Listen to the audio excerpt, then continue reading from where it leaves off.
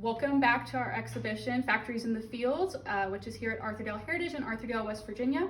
We're walking through a few of our different interactives, and one of which we're very proud of is this radio. We picked this up at a local junk store for just $20, and then we outfitted it with new audio equipment to where you can hear one of three audios.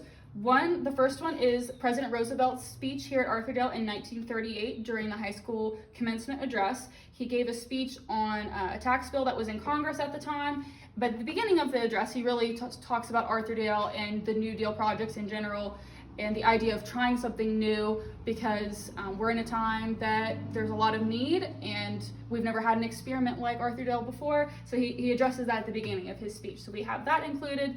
The second is an oral history clip from a grandson of original homesteaders, Creed and Hattie Maxwell, and their grandson, John Taylor, spoke about how his grandfather raised potatoes here in Arthurdale, and we'll listen to that in just a moment.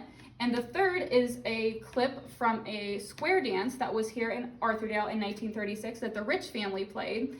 And Mr. Pugh, one of the original homesteaders, was actually the caller for the square dance. And the Library of Congress has this in their collection, and they were kind enough to share this recording with us. So we have that as well. So we're gonna listen to Mr. Taylor talk a little bit about his grandfather raising potatoes. Granddad was a very, very good gardener. He was good at growing food. So good that he used to grow the potatoes, the Kennebec potatoes. He grew enough of them that he could sell them to the A&P over in Masontown, and he also sold them to the school board for school lunches.